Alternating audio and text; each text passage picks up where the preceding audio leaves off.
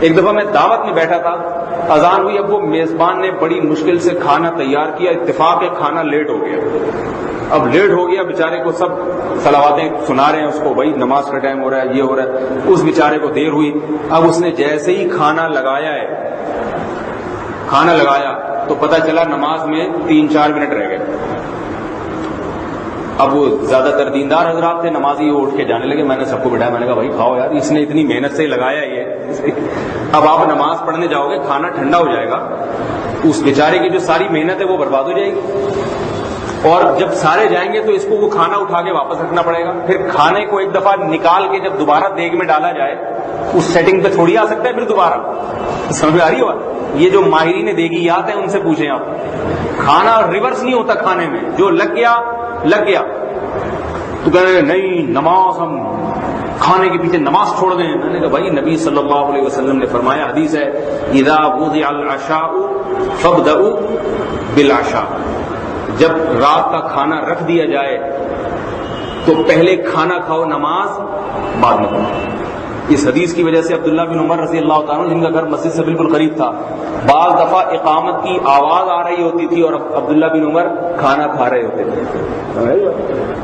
نہیں یاری میرا خیال، کیونکہ منہ سے نوالا نکال کے جانا جو ہے نا، یا ابھی بھوک میں بیٹھے ہوئے تھے ایک دم آ گیا، اب جا کے گھر والوں کا بھی نقصان ہے اس میں، ان کی محنت ضائع ہوگی، اور آپ کا بھی نقصان ہے۔ پڑھیں گے نماز، دل کہاں لگا رہے گا؟ کھانے میں۔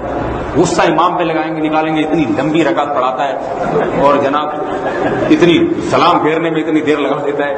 شریف نے کہا بھائی ایسا نہیں کہ آپ روزانہ ایسا کرنا شروع کر دیں، ہو جاتا ہے بعض دفعہ کھانا پکنے میں لیٹ ہو، شریف کہتی پھر کھانا کھا۔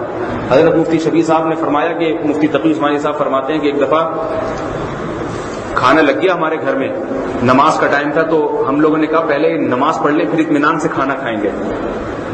تو ہمارے والد صاحب نے کہا پہلے کھانا کھا لو پھر اطمینان سے نماز پڑھ لینا۔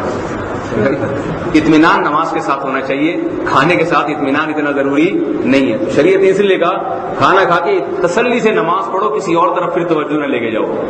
اور ہم کہتے ہیں کہ نہیں، نماز ہو، کھانا اطمینان سے ہو، ٹینشن فری ہو کے کھانا کھائیں۔ تو میں نے ان سب کو بٹھایا، وہ مجھے کہنے لگے، صلواتیں سنانے لگے، یہ کیسا مولوی آ گیا، کھانا ہماری کبھی نماز نہیں چھوٹی۔ میں نے کہا آج تمہارا باپ بھی نماز چھوڑے گا۔ بعض اس میں ایسے تکبیر اولا کے پابند تھے جن کے کئی سالوں کے ریکارڈ تھے۔ تو بھائی تم ریکارڈ لے کے قبر میں جاؤ گے کیا تمہیں مین آف دی میچ ملے گا؟ ریکارڈ اللہ اور اس کے رسول کی اطاعت کے لیے قائم کیا جاتا ہے نا۔